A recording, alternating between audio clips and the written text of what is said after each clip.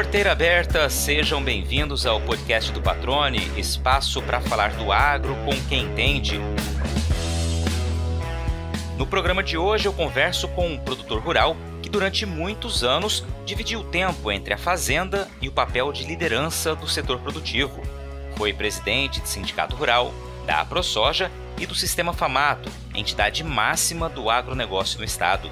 5 anos depois de encerrar o mandato na Federação da Agricultura e Pecuária de Mato Grosso, ele fala sobre a rotina focada em otimizar o desempenho e melhorar os resultados da propriedade rural em Campo Novo do Parecis, município que é referência na diversificação de opções de cultivo para a segunda safra. Continue aí, que o bate-papo já vai começar.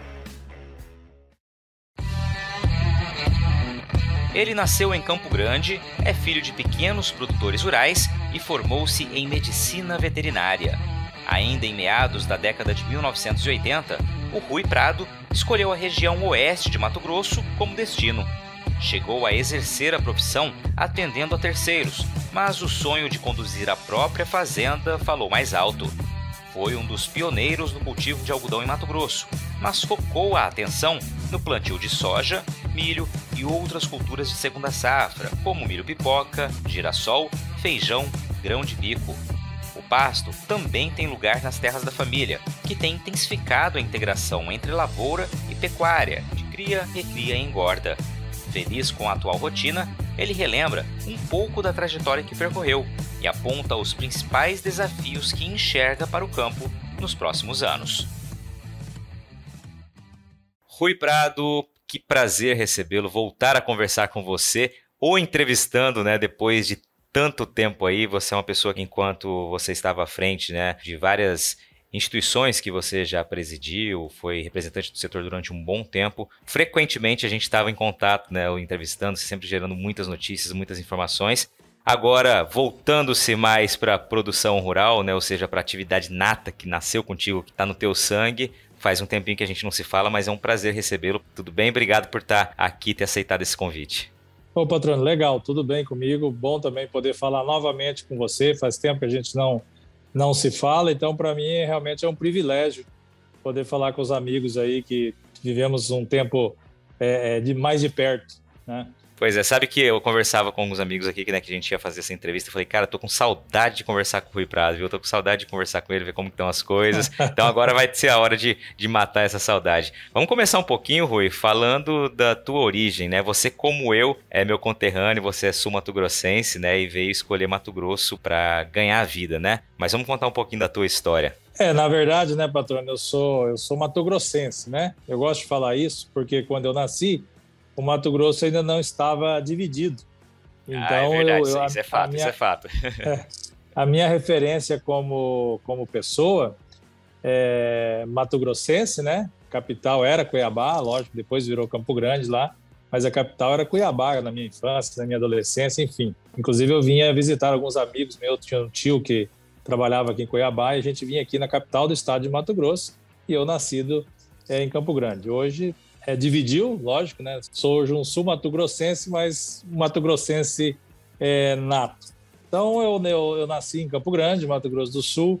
Tive a oportunidade de viver no meio rural no início da minha infância também. Meu avô já tinha fazenda de pecuária. Meu pai tinha uma fazenda de pecuária de gado de leite. Meu avô era gado de corte, meu pai era gado de leite. E é ali que a gente pegou a paixão assim, por esse setor, por essa atividade, E logo, quando eu tive a oportunidade de fazer um curso superior, eu escolhi medicina veterinária em função até desse trabalho que a gente já realizava em família, em pequenas propriedades, Então, para mim, muito, muito bacana, muito gratificante poder atuar nessa profissão e nesse contexto de agronegócio do Brasil. Como é que era a tua infância, a tua adolescência ali, ajudando os seus pais e seus avós ali na lida com leite? Era um pouco sofrido, Logicamente, eu não trabalhava diariamente, mas a gente ia sempre que podia na fazenda, nos feriados, final de semana e outros dias também, férias. E meu pai tinha uma criação de gado holandês vermelho e branco, eu lembro disso. Ele gostava dessa raça, holandês vermelho e branco, e a gente cuidava desses animais lá, eram vacas, E tinha que dar ração, tinha o coxo delas, ordenhadeira primeiro manual, depois foi uma ordenhadeira mecânica, mas aquela de balde ao pé. Enfim, todas as dificuldades aí de uma produção de leite. Mas desde aquele tempo, minha infância, minha adolescência foi cuidando desses animais e trabalhando no campo na medida do possível. Estudava na cidade e trabalhava no campo sempre quando dava. Eu gostava de ajudar essas atividades lá do meu pai e da minha família. E aí você disse que escolheu a Faculdade de Medicina Veterinária, fez na Universidade Federal, né, de Mato Grosso do Sul, ali na UFMS. Mas quando você escolheu o curso, você pensava o quê? Você pensou realmente em atuar atendendo propriedades, em atendendo a própria propriedade da família? Qual que era o objetivo inicial ali? Eu tinha um sonho muito grande, patrônio, e eu acredito que eu realizei ele. Eu queria vir para o Norte. Eu sempre falava isso, lá na época eu chamava de Norte.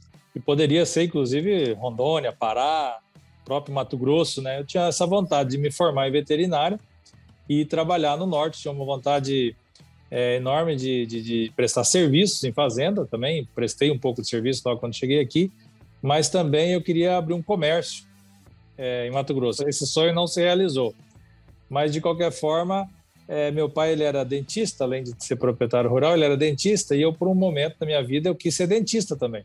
E infelizmente, ou felizmente, não sei, né? Na última hora eu falei, não, quer saber do negócio, pai? Eu quero ser médico veterinário mesmo. Ele me deu o maior apoio e foi bacana. Ingressei lá na UFMS em 1981, se eu não estou enganado. Formei em 1985, um curso que estava sendo remodelado, um curso diferente. E, enfim, tenho vários amigos em Campo Grande, tenho parentes. Legal. E aí você se formou e já fez a migração para o Mato Grosso? Como é que foi essa mudança? Foi bem rápido, assim. Eu me casei um ano antes da formatura e aí, logo após o casamento, já tinha essa oportunidade. O meu sogro, a família do meu sogro, me convidou para a gente vir trabalhar junto em Mato Grosso. Estava olhando propriedades para comprar, tudo muito rústico, muito bruto ainda. E eu topei a parada, então eu me formei em Campo Grande, lá eu nem trabalhei, e mudei aqui para Cuiabá, inclusive. Não foi direto para Campo Novo do Parecis. A propriedade rural era lá, mas eu mudei em Cuiabá, onde ainda consegui, por um determinado tempo, fazer algumas consultorias veterinárias aí, aqui já no estado de Mato Grosso, em Cuiabá. Então você chegou a atuar aqui, chegou a ser contratado por pessoas por outros produtores para fazer consultoria. Como é que foi esse tempo? Era o que você imaginava da atividade, da profissão? Era bem o que eu imaginava do ponto de vista técnico, mas eu sempre quis ser um empresário, eu queria ser o dono do empreendimento, o sócio do empreendimento, algo dessa natureza. E quando eu vim para cá, eu precisei trabalhar, então, para outros empresários, para pessoas que necessitavam desse trabalho. E eu lembro bem, naquele tempo, estava começando a inseminação artificial. Não era nem por IATF, hoje é IATF, né, que é num tempo fixo. Naquela época, eu dava rodeio nos animais, fazia indução, dava rodeio e inseminava, a vaca que entrava no cio um dia antes, inseminava no início da manhã, depois da manhã, da tarde, enfim, tinha um outro procedimento técnico para isso. E eu me especializei nisso na época. A gente fez cursos de inseminação artificial para funcionários dessa fazenda que eu prestava consultoria, era lá em Cáceres, e a gente trabalhava já no melhoramento animal naquela época. Então foi muito legal, porque eu comecei a ter o relacionamento empresarial com a agricultura. Eu não tinha ainda essa relação com a agricultura, mas eu já tinha um relacionamento técnico com a pecuária, oriunda lá do gado de leite, e depois em Mato Grosso já com o gado de corte, fazia aqueles exames andrológicos, toque em vaca, esse tipo de coisa também eu já fiz aqui em Mato Grosso. Legal, e aí passa justamente para essa fase de você se tornar produtor rural, né? Como é que foi essa migração? E é interessante você falar desse primeiro contato com a agricultura, que depois veio a se tornar, né, a ponte mais presente aí no teu dia a dia, né? E começou esse primeiro contato ainda enquanto veterinário. Interessante esse link. Quando nós viemos, então, abrir essa propriedade familiar, tinha todas as dificuldades de logística, de própria tecnologia sendo desenvolvida, de máquinas, enfim, era muito incipiente ainda a agricultura em Mato Grosso. Isso foi lá em 86, né? Eu me formei em 1985, então em 86 eu comecei então a administrar uma fazenda com todas as dificuldades de abertura. Naquela época o calcário ainda estava longe, tinha que abrir o cerrado, tinha que preparar o solo, não se conhecia muitas variedades de soja, eram poucas as variedades de soja, e a gente veio, então, trabalhando nessa estruturação dessas propriedades. E foi aí que eu peguei a paixão pela agricultura, e hoje a gente desenvolve agricultura e pecuária. Eu gosto mais ainda da integração agricultura-pecuária. Se tem uma coisa que eu aprendi durante todos estes anos acompanhando a agricultura, é que uma boa safra tem que começar com um bom plantio. E para isso, a escolha de uma semente de qualidade é fundamental. Na Agrosol Sementes, a excelência dos produtos e serviços oferecidos é condição seguida à risca para garantir os resultados e a satisfação do agricultor. A empresa mato-grossense atua com multiplicação de sementes de soja há mais de 20 anos, uma história estabelecida sobre o tripé qualidade, credibilidade e inovação.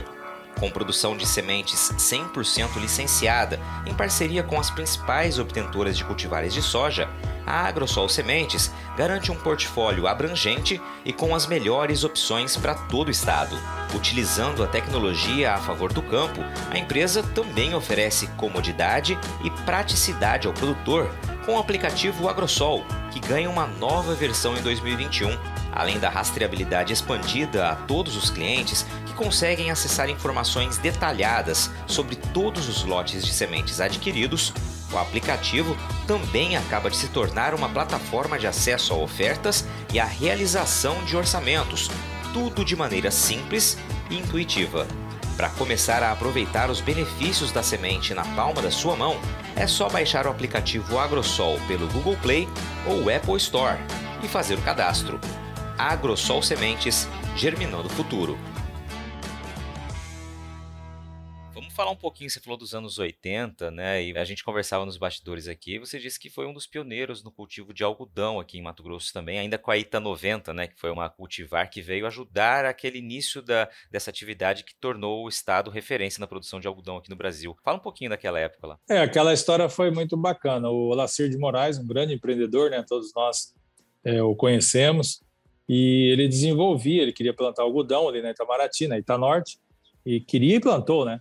Mas ele também produzia semente, que ele queria desenvolver a região com esse plantio de algodão. Foi a primeira pegada do algodão aqui em Mato Grosso. Tinha uma iniciativa, se eu não estou enganado, ali em Rondonópolis, mas tinha essa iniciativa lá no Parecis por conta do senhor Olacir de Moraes, grande empresário aí brasileiro. E nós, então, compramos a ideia. Ele tinha uma descaroçadora de algodão ali na Itanorte, e nós começamos a plantar algodão sem maquinário nenhum. Inclusive, os primeiros anos que nós plantamos algodão, para você ter uma ideia, a colheita era manual. Nós íamos atrás de gente, de muitas pessoas, e fazia acampamentos em fazenda. Hoje em dia nem se faz mais isso, nem se pode fazer, mas a gente fazia, era o modelo da época, e a gente fazia a colheita manual desse algodão.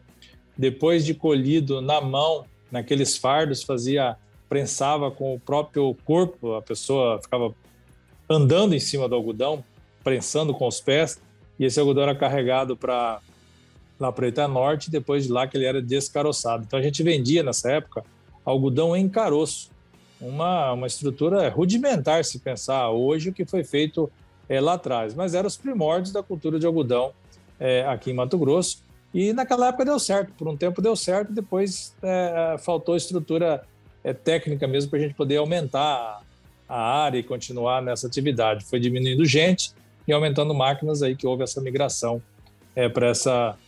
para a agricultura de como está hoje, de algodão. Agora, perfeito. Essa mudança, essa aposta no algodão que vocês fizeram, né? Vocês já plantavam o que na propriedade? A gente está falando de uma propriedade em Campo Novo do Parecis já, né? Na propriedade que vocês começaram ali de fato, né? Exatamente. Em Campo Novo do Parecis, nós plantávamos soja, né? O início foi com arroz, na verdade. Foi a abertura das áreas com a cultura do arroz. Muito sofrido, por sinal, era muito, muito, muito difícil fazer a produção do arroz em função de clima e tudo, mas conseguia-se uma produção razoável, e logo depois foi soja, e depois da soja a gente já fez algodão. Então, o algodão já se mostrou uma cultura promissora lá em 1990, isso era 91, 92 já, algo nessa data aí. Então, era aí, foi o começo da produção. Eu sempre gostei, viu, patrão, de diversificar. Eu sempre testei e planto girassol, grão de bico, milho pipoca, feijão calpi, feijão mungo. Eu sempre gostei de outras atividades assim dentro da própria propriedade.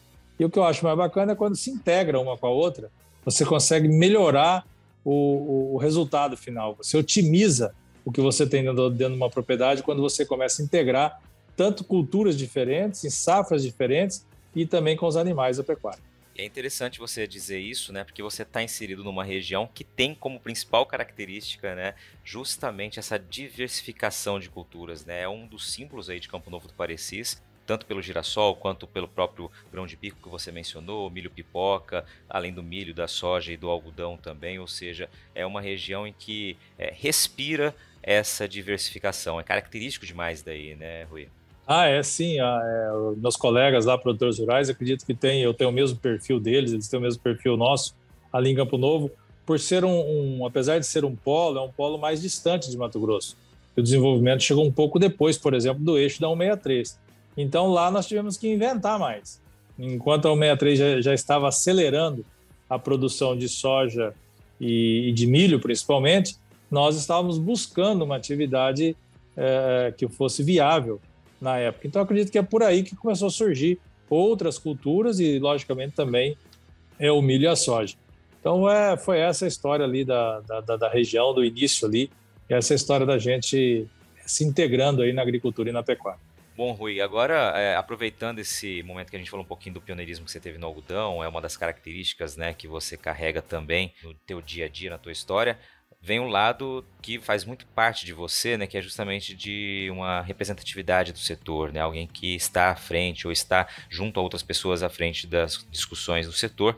E aí começou essa tua guinada também na região de Campo Novo do Parecis, né? E daí, claro, você traçou uma carreira que foi te levando para Cuiabá, para as esferas mais representativas ainda da agropecuária no estado e no país. Na verdade, patrônio, começou um pouco antes, né? No colegial, eu já fui orador de classe. Aí depois, lá na medicina veterinária, eu fui presidente de centro acadêmico, participei de composições de 2 chapas lá. Na época, existiu aquele grande movimento do Brasil, né, pelas diretas já, e a gente se empolgou nesse assunto, né? E então eu já trabalhei um pouco, no caso, nessa política classista como aluno, como acadêmico de medicina veterinária, representando os acadêmicos de medicina veterinária naquele período lá. E aí, quando nós viemos para cá, eu vim para cá, teve algumas situações interessantes. Como eu te falei, Campo Novo estava começando também, e a gente, eu e alguns amigos lá em Campo Novo, sentimos a necessidade da fundação de um sindicato rural. Então, eu acredito que parece que é uma sina estar na fundação de algumas coisas, algumas instituições, né? Então, eu fui o primeiro presidente do Sindicato Rural de Campo Novo do Parecis e o fundador do sindicato de lá, né? Lógico que o sistema sindical já existia desde a época do governo Getúlio Vargas. Mas, em Campo Novo do Parecis, o Sindicato Rural foi fundado com uma equipe da qual eu presidia primeiro uma comissão provisória e depois a diretoria do sindicato. E de lá para cá eu vim construindo também e imaginando que nós poderíamos resolver grandes problemas através da união. Aí criamos a ProSoja, fui também fundador da ProSoja, junto com alguns amigos também que você conhece, que nós conhecemos aqui, dentre muitos companheiros aí, nós fundamos a ProSoja. Quando estive na FAMATO também, a FAMATO já era bem mais antiga, não fui fundador, mas o IMEA, do modelo que está hoje, também começou conosco lá. O IMEA era uma outra estrutura, uma outra situação. Então, o IMEA, a gente precisava de números no estado de Mato Grosso, entender o que poderia acontecer com o estado. Então, nós fomos o fundador do IMEA nesse conceito que é hoje, e depois, por fim, fundador também do AgriHub, qual eu tenho muito orgulho de ser o fundador, de ser um dos idealizadores desse modelo aí que é o AgriHub. Então, isso me levou um pouco para essa área de representação, mas assim, eu nunca esqueci da produção, não. Hoje eu estou, inclusive, bastante preocupado com a produção para fazer a coisa tirar leite de pedra, né? Pois é, você deixou isso bem claro, né? Quando a gente conversava antes, falando um pouquinho sobre a tua trajetória institucional, vamos colocar assim, né? De representatividade do setor, você falou, mas eu nunca deixei de ser produtor rural, né? E isso é algo que realmente eu me recordo de várias vezes a gente está entrevistando e você falar ou ligar para alguém que estava na fazenda, enfim, preocupado com o que estava acontecendo no campo. Isso é muito bacana, né? A gente nunca deixa de ser aquilo que de fato nos levou até determinado local, né? E aí, após essa tua passagem pela Famato, aí você volta para a fazenda, volta para o dia a dia no campo. Como é que tá essa rotina passados já alguns anos aí, Rui? Patrônio, assim, para mim tá ótimo. Eu gosto da produção rural, gosto de ir na fazenda, gosto de me envolver nos trabalhos da fazenda. Eu acho isso muito legal, bacana. Para mim é prazeroso, não é nenhuma dificuldade, não tem dificuldade nenhuma em fazer o que eu faço. Também gostava e gosto muito também de estar aí no meio da representação, vamos dizer assim, fazendo as reivindicações pela nossa classe e trabalhando pelo todo também. Então, para mim, não mudou muito a rotina, porque eu já tinha essa rotina. Como você mesmo disse, a minha rotina de sexta a segunda, praticamente, ou de final de sexta e talvez já início de segunda, mas o final de semana com certeza, eu sempre estive na propriedade. Teve várias vezes que eu saí de uma colheitadeira no domingo, numa colheita, lógico, na fazenda, para segunda-feira estar em Cuiabá pegando voo para Brasília para ter uma reunião lá no Ministério da Agricultura, na CNA, enfim, nos lugares que a gente iria lá. Então, para mim, não tem muita novidade, não. O que está legal e bacana nesse momento é que a gente está trabalhando muito, tem um filho meu trabalhando comigo, um engenheiro agrônomo, eu sou veterinário, trabalhando muito na integração agricultura-pecuária. Então, a gente está desenvolvendo uma pecuária que eu tenho orgulho, lógico, e sem querer ser melhor do que ninguém, mas a gente está trabalhando numa pecuária de ponta também junto com a agricultura. Isso que eu acho bacana. Nós estamos trabalhando lá com cria, recria, engorda, uma superlotação de animais em pastagens, que inclusive já foi terra de soja, a identificação dos animais todas por brinco eletrônico, pesagens periódicas, IATF, cruzamento de raças. Já estamos hoje no Tricross, já temos animais fruto de 3 raças, né? E isso tudo integrado com a pecuária, com a agricultura, desculpa. Estamos produzindo, esse ano a gente começou a produzir aquela silagem de milho úmido. Eu não sei se você já deve ter visto, lógico, não é coisa nova, mas é muito interessante. O milho já é o principal alimento para os animais, né, no que se refere à energia. E quando você fornece milho úmido para os animais, você agrega no mínimo aí 10% a mais de energia que seria perdido no milho seco. Então a gente está procurando fazer esse trabalho agora, mas assim colocando muita tecnologia mesmo, com muita responsabilidade na integração agricultura-pecuária. Nós estamos com uma atividade que eu acredito que vai ser, e vários colegas meus já fazem isso também, não é novidade, vai ser referência em produção agropecuária no nosso país. Que maravilha, Rui. Aí eu vou ficar curioso, claro, vou perguntar para você. Você disse que já estão colhendo alguns resultados. Que resultados vocês já conseguiram, né? Você disse que a lotação está grande ali. Como está a taxa de lotação? O que você já tem de resultados aí que vocês percebem realmente que já está sendo feito de maneira diferente, gerando retornos diferentes? Olha, a gente já consegue, como a gente tem vacas também, então vaca é um animal que come mais, né? E sempre a vaca são 3 animais juntos, porque tem que estar prenha e tem que estar com bezerro ao pé. Esse é o ideal de uma vaca, né? Ela tem que estar sempre, ela e mais 2. Um bezerro na barriga e o outro ao pé. Então a gente está conseguindo ter uma lotação aí, que existe casos até demais, mas a gente já está conseguindo uma lotação de 2,5 vacas por hectare, em terras formadas de capim-mombaça, aonde já foi soja. Isso, quando você faz essas contas, patrônio, há sempre uma discussão, né? Quem gosta mais de agricultura fala, não, mas soja dá mais, algodão dá mais, isso dá mais, pecuária dá mais.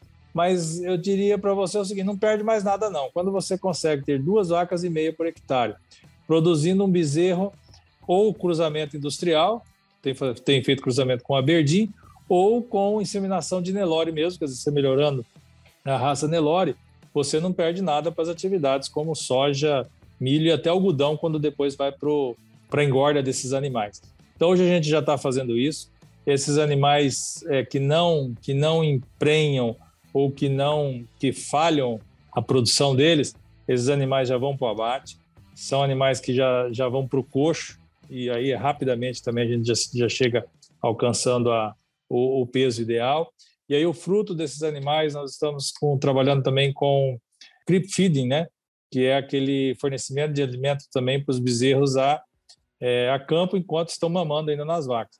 Então a gente já fez desmama de bezerros machos, que até é impressionante, eu achei impressionante isso, em torno aí de 200 até 280 quilos, você desmamar um bezerro meio sangue aberdeen, meio sangue Nelore. Então você vê que é um bezerro aí de entre 9 e 10 arrobas, é uma coisa assim fantástica, né? E a gente está percebendo o potencial que tem essa atividade na interação agricultura-pecuária. E depois os animais vão para a engorda e a gente está conseguindo uma lotação aí de até 8 animais por hectare, logicamente com trato no coxo também, isso não é só pasto, né? Impossível, ou teria que fazer uma rotação muito melhor, mas a gente consegue uma lotação dessa, e aí com uma lotação dessa, quando a gente vai para os números, a gente percebe que é um número interessante, não perde muito para a cultura do algodão também não, que é uma cultura de uma rentabilidade alta. Mas é isso, nós estamos procurando investir nisso e otimizando os recursos naturais que nós temos. Excelente, Rui. E essa mudança na propriedade, esse maior foco em integração, começou há quanto tempo, né, para que a gente já chegue a esses resultados que você mencionou aqui? Na verdade, desde que nós viemos para cá, a gente sempre teve pecuária, mas não era integrado. A verdade é essa, era uma pecuária extensiva ao lado de uma área agrícola. Hoje não, hoje a gente tem isso integrado. E isso é de 4 anos para cá. Foi mais ou menos quando eu saí da FAMAT. Eu fiquei na FAMAT até 2016, Então, de 2017 para cá, a gente procurou acelerar mesmo essa integração de fato na propriedade. Então, é isso que a gente tem feito. Agora, nós estamos também com uma outra propriedade em Poconé, procurando fazer a mesma coisa, só que Poconé é o contrário, né? Poconé, tradicionalmente, é pecuária. Existe já áreas de agricultura lá, mas a gente está com pecuária lá, tentando incorporar a agricultura agora na pecuária para fazer o mesmo modelo econômico sustentável, tanto do ponto de vista, eu gosto de frisar isso, viu, patrão? Tanto do ponto de vista ambiental, quanto econômico e social. É importante isso. Nós não temos desrespeitado de forma alguma, e nem pode ser assim, né? Eu, como produtor rural, nenhuma legislação ambiental. A gente procura e faz conforme a legislação em vigor. Você sabe que, além de ser o maior produtor de soja do Brasil, Mato Grosso também é uma referência na exportação do grão para outros países, né? Mas você sabia que o consumo da soja mato-grossense dentro do estado tem crescido gradativamente? Nas últimas 4 safras, o aumento médio da nossa demanda interna girou em torno de 5% ao ano, resultado direto do investimento na verticalização da produção, como o que é feito pela Ruth Brasil. A empresa processa mais de 1.000 toneladas de soja por dia, transformando o grão em farelo, que atende aos mercados nacional e internacional, e óleo, que é direcionado para a produção de biodiesel. Instalada no Distrito Industrial de Cuiabá, a fábrica vive um momento de expansão, com expectativa de ampliar já para o ano que vem a capacidade de processamento para 1.400 toneladas de soja por dia. Fundada em 2016 por empresários com mais de 30 anos de experiência no agronegócio, a Ruth Brasil prioriza a qualidade dos produtos e serviços prestados, seguindo rigorosos programas de boas práticas de fabricação, com o orgulho de ser uma empresa que acredita em Mato Grosso. Para conhecer mais, acesse www.rutbr.com.br.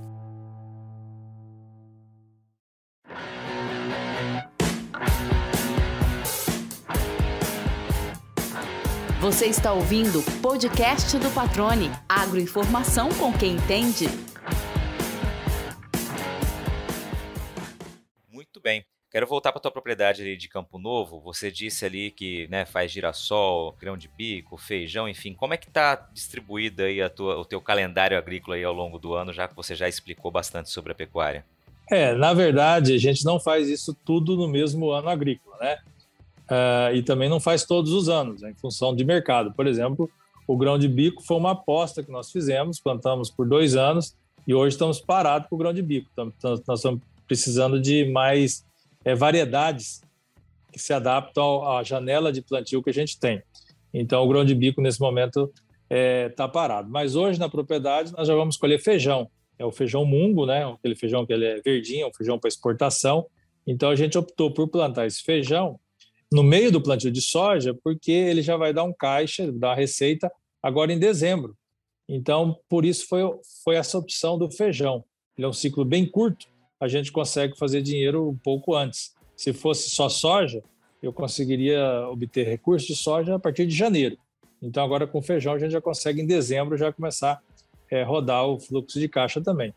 E aí, depois que colher a soja, esse ano a gente vai plantar o milho pipoca. Pipoca está num mercado interessante, né? A pipoca também conseguimos já obter produtividades melhores na pipoca. A gente vai plantar um pouco de pipoca. E depois do milho pipoca, a gente planta milho, continuando na janela ideal. E depois do milho, então, geralmente a gente faz um pouco de girassol, que é lá o finalzinho da janela, já que suporta um pouco mais de seca. E depois do girassol ainda a gente faz braquiária rosiense, que é onde é o segredo, eu chamo de segredo, mas todo mundo sabe, que é onde a gente consegue essas lotações altas de animais. Na verdade, na seca, uma fazenda hoje com essa tecnologia, patrão, na seca é que ela tem uma maior oferta de pasto. Então é uma coisa assim maluca. Quando chega todo mundo, ninguém tem pasto mais, por causa da seca, porque é normal isso. O que acontece com quem faz essa integração? A braquiária rosiense, que foi plantada lá na última janela, já está verde, aí você tira os seus animais do pasto seco, coloca no pasto verde, e aí você fica numa crescente, né? Não tem aquela história de emagrece, engorda, emagrece, engorda. Meu avô, quando criava boi, engordava boi, era uma novela, era boi de até 7 anos. Então o boi engordava nas águas, emagrecia na seca. Engordava nas águas, emagrecia na seca. Demorava 7 anos esse ciclo. Eu vi isso do meu avô. E ele, na época, estava certo, era o que tinha de tecnologia na época, era isso aí. Hoje não, hoje a gente fica com boi aí com menos de 2 anos, esse boi tem que ir embora, né? Ou para a China, ou até mesmo para os Estados Unidos, aí, ou para nós mesmo aqui, que é melhor ainda. Legal, Rui. Eu te perguntei sobre a história do calendário agrícola ali, justamente para ouvir essa tua explicação, né?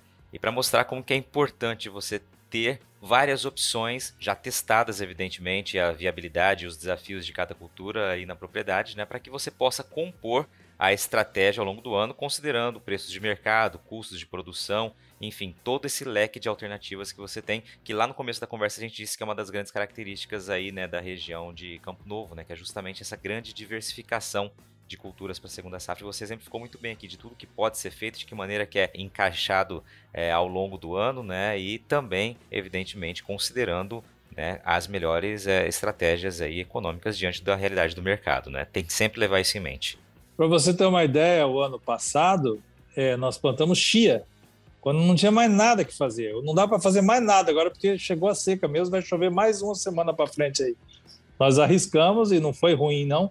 Nós plantamos chia. Chia é um grão minúsculo, não sei se você conhece chia, mas é um grão minúsculo, muito conceituado hoje pelos nutricionistas e médicos aí.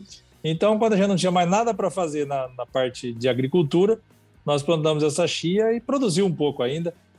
Eu acho que ela tem que ser plantada um pouco antes, mas enfim, essa é mais uma alternativa nova que a gente está desenvolvendo a partir do ano passado. Essa é a mais recente cultura nossa que está aí incluída no rol de culturas que a gente pretende explorar conforme o ano, conforme o mercado, conforme a janela que a gente tiver.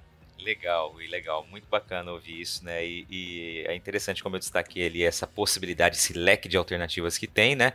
E elas só são possíveis porque produtores como você e como outros aí que têm essa característica justamente se lançam mão, né? Se colocam à disposição para testar as novas opções, as alternativas, né? E lembrando que todo teste ele envolve custos também, né? Desafios ali, mas são eles que são essenciais para que você consiga apontar o que precisa ser melhorado, quais são os potenciais e quais são, claro, os desafios, como você exemplificou o grão de bico ali, né? 2 anos plantando e agora percebeu que precisam ainda de algumas cultivares melhoradas para que esse desenvolvimento seja ainda melhor aí na região. Então, tem que lançar mão disso, né? Tem que realmente abraçar essa possibilidade de fazer testes. É isso aí, os testes, é bom avisar aí aos meus amigos aí que estão nos ouvindo aí, que os testes nem sempre dão certo também, né? Muitas vezes patina na produção, patina no preço. Isso não é só alegria não, viu, patrão? Isso tem o custo dessa história toda aí. mas a gente gosta do que faz e tenta fazer o melhor. Exatamente, né? Tem os dissabores também que muitas vezes não são mostrados, mas, né, eles precisam acontecer para que a gente consiga evoluir. Agora, Rui, falando um pouquinho nesse lado mais já que a gente tocou em dissabores, desafios, né? A gente está num momento diferente, vamos dizer assim, do setor agropecuário, pelo menos comparando com os últimos anos, onde a gente tem preços de remuneração diante do mercado internacional e a demanda mundial por alimentos aí, que aparentemente são muito atrativos, porém custos que comprimem totalmente esses preços e essa margem do produtor, né? Como é que você está enxergando esse atual cenário e o que você coloca como maiores desafios aí para a atividade? Bom, patrônio, agora você tocou na ferida do agronegócio brasileiro. Realmente essa gangorra aí, custo versus produção, é difícil a gente ajustar isso assim sempre com vento a favor, sempre tem os contras aí e é muito difícil. E eu acredito, patrônio, e aí eu tenho falado com meus amigos que nos representam aí, tanto nas instituições quanto politicamente mesmo, o Brasil precisa enfrentar o defeito grave que tem, eu diria um defeito estrutural na produção agropecuária. As nossas terras, de uma maneira geral, e as minhas terras não são férteis, né? São terras oriundas do Cerrado, que você precisa construir a fertilidade nelas, e para isso precisa ter fertilizantes. A gente sabe que os fertilizantes, aí, tanto os macrofertilizantes, que são o fósforo e o potássio, o Brasil depende, potássio quase que 100% do exterior, praticamente é 100% do exterior. O fósforo depende em torno da metade do fósforo que é consumido no Brasil, depende do exterior. Então, a gente está numa situação que o país tem que enfrentar isso de frente, fazer uma maratona para nós resolvermos esse problema. Eu me lembro, patrônio, vou tentar fazer aqui uma analogia, eu me lembro muito bem, não da época, mas de ouvir as histórias do Alisson Paulinelli. O Brasil era um importador de alimentos e resolveu ser um produtor de alimentos. Quando o Brasil resolveu fazer isso através do milagre brasileiro, aquela época lá dos militares, o Alisson Paulinelli era ministro da Agricultura e ele contava essa história, eu ouvi várias vezes da boca dele, se você já deve ter entrevistado ele, ele falava que não tinha gente. Então eles fizeram um grande programa de mandar esses agrônomos, de pessoas interessadas na agricultura, agrônomos, para o exterior para voltar de lá e vir com tecnologia. E foi o que aconteceu, vieram com a Embrapa, vieram com a solução da tecnologia tropical aqui no nosso país. Agora nós estamos vivendo a mesma coisa, fazer um paralelo aqui. Nós não conseguimos mais fazer a agricultura tropical e depender quase que 100% de fertilizantes de outros países, de Rússia, de Israel, de Bielorrússia, de China, enfim, de todos os países que fazem a produção de fertilizantes, ainda mais haja visto, né, e sabido que o Brasil tem tanto jazidas de fósforo como jazidas de potássio. Aí tem a questão de terra indígena, tem a questão de investimento, de infraestrutura, enfim, são outros problemas que o nosso país tem que enfrentar. Porque senão, patrão, nós vamos ficar sempre na dependência dos outros. Quando eu falei lá atrás que a gente criou, incentivou o AgriHub, era a primeira iniciativa de tentar buscar a nossa tecnologia. Eu acredito que isso um dia vai dar muitos e muitos frutos mesmo, porque a gente sabe hoje que a tecnologia embarcada nas máquinas não são brasileiras, as tecnologias de produção de moléculas de defensivos não são brasileiras, a tecnologia que é mais simples, porque fertilizante praticamente é rocha, né? É rocha, um sal, alguma coisa assim. O que nós temos, as jazidas que nós temos não estão sendo exploradas.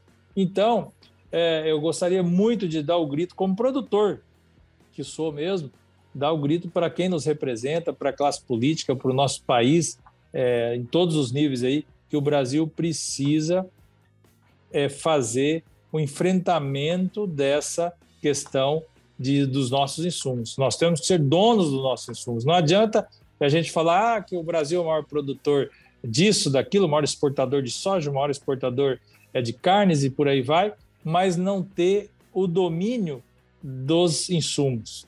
Isso não dá mais. Eu não consigo mais conceber isso, patrão. Se eu tivesse algum poder hoje de influenciar politicamente mesmo para fazer acontecer, eu usaria todo. Estou usando o que eu posso nesse momento para fazer o Brasil ficar autossuficiente em produção de insumos, porque daí sim nós vamos ter uma agropecuária sustentável. Como produtor individual, nós temos que procurar as melhores saídas. Esse ano, você tocou no assunto, vou voltar agora para encerrar essa pegada aqui. Esse ano, eu não sei se nós vamos plantar com fertilizante, de repente nós vamos ter que plantar sem fertilizante em função do preço dos fertilizantes. Aí vai falar, vai produzir menos? Tudo bem, é uma questão de fazer conta e custo-benefício, mas com certeza vai se diminuir a aplicação de fertilizantes, vai. E a gente sabe que aí no subsolo da Amazônia, no subsolo do Cerrado aqui, Mato Grosso, tem uma fonte de fósforo ali em Pontes Lacerda, se eu não estou enganado. Na minha época se falava disso, quando eu estava na FAMAT, não está sendo explorado. Pois é, e mais do que nunca tem ficado muito claro o quanto essa dependência custa caro, né? E pode comprometer a atividade. A gente viu que nos últimos meses essa é a discussão que não sai dos jornais, não sai dos bastidores e também de fora dos bastidores, né? Realmente porque a preocupação é muito grande com os efeitos desse custo tão elevado na rentabilidade do produtor e na viabilidade de que a atividade, de que muitos produtores continuam em atividade já nesse curto prazo, né? Isso aí tem tudo a ver com a viabilidade.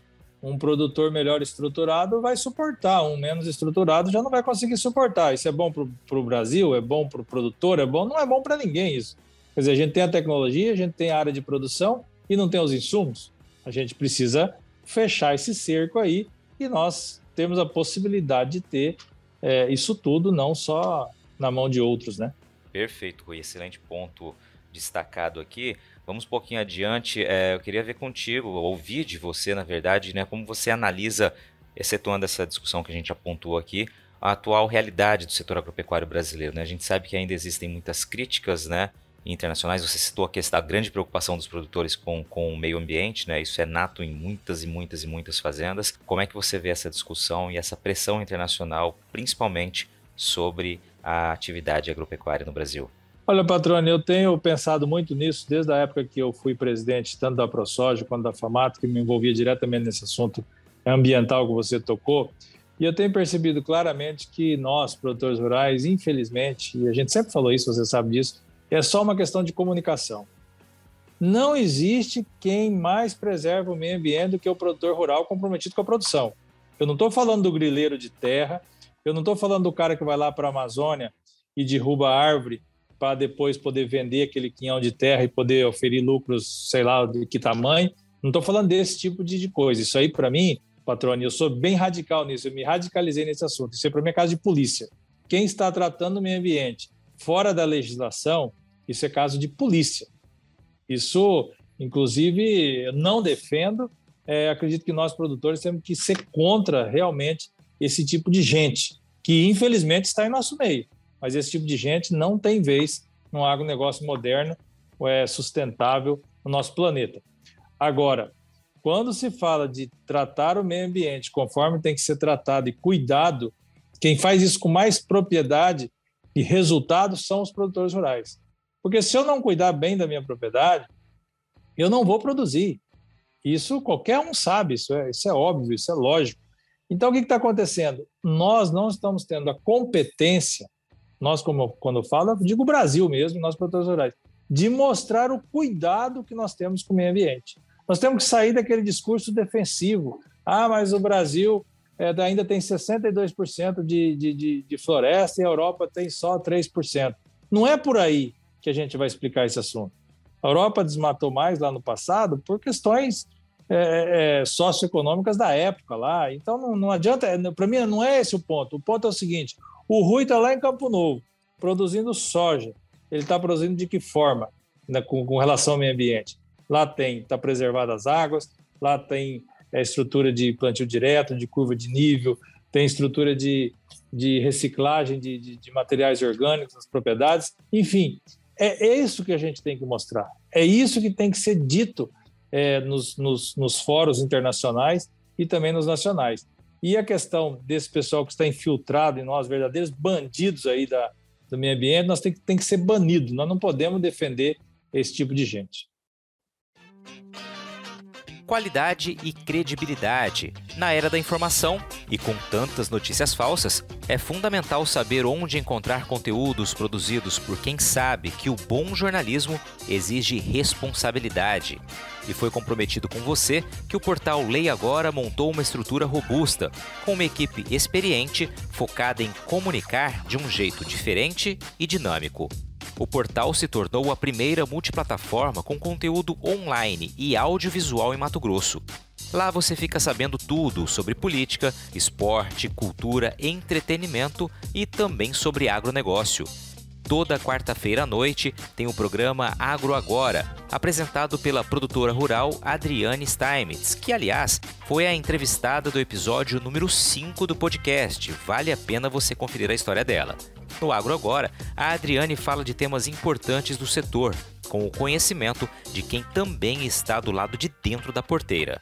Para acessar todo esse conteúdo no site ou nas redes sociais, é só digitar leiagora.com.br.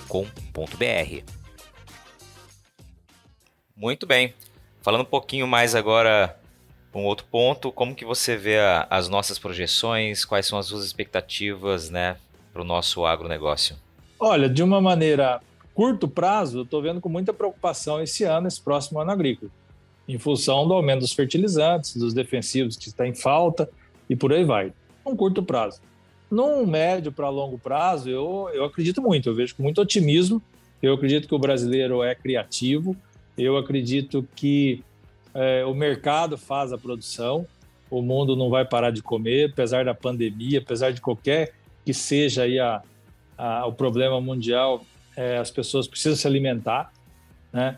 Então, eu vejo com muito otimismo a produção agropecuária brasileira e mundial a médio e longo prazo. Não tem como ser diferente, patrão. A gente imagina um monte de coisa. O homem quer ir para a Lua, quer ir para Marte, né? A Lua já ficou até para trás, quer ir para Marte. Mas a hora que ele vai para Marte, ele precisa comer também. Ele tem que achar um jeito de se sustentar a sua vida lá. E aqui na Terra a mesma coisa. Não tem como ser diferente. Nós vamos ter que trabalhar nesse assunto mesmo, não tem por onde sair. Então, a médio e longo prazo, eu vejo como uma grande atividade, uma atividade que vai proporcionar inúmeras oportunidades para quem está nessa atividade, não só o produtor diretamente, para quem está no entorno dessa atividade, inúmeras oportunidades vai ser gerado. Agora, daqui para o ano que vem, eu estou vendo com muita preocupação. E aí a gente está num ano político, que tudo que se fala a partir de 1º de janeiro, né, é o ano que terá as eleições do Brasil, tudo que se fala agora tem uma conotação ou tem um cunho político, ou querem colocar um cunho político naquilo que é demandado e falado. Então, eu estou vendo com muita preocupação esse próximo ano agrícola brasileiro. Exatamente, Rui. E aí eu vou aproveitar que você tocou em política, a gente está partindo para o fim aqui. Você chegou a disputar a eleição? É algo que você descarta da tua vida ou você ainda tem pretensões políticas para aproveitar esse gancho que você mencionou agora? Olha, Patrone, eu nesse momento, eu não estou pensando, não estou focado em exercer política como candidato. Eu acredito na política de dentro da casa da gente, com os vizinhos, com os parentes, com a cidade, com o bairro, enfim. A política ela é importante, ela tem que ser exercitada, ela tem que ser falada.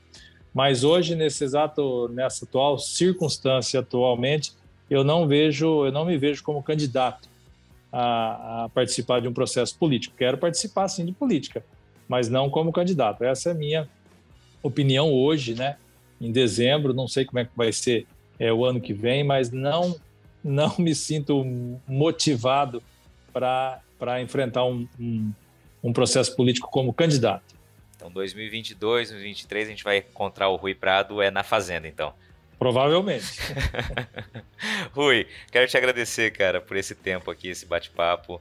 Você é sempre muito franco nas respostas, né? Sempre muito aberto a realmente tocar o dedo na ferida e falar o que pensa, né? Contar um pouco da tua história. Te agradeço mesmo. Tava com saudade de verdade de conversar contigo.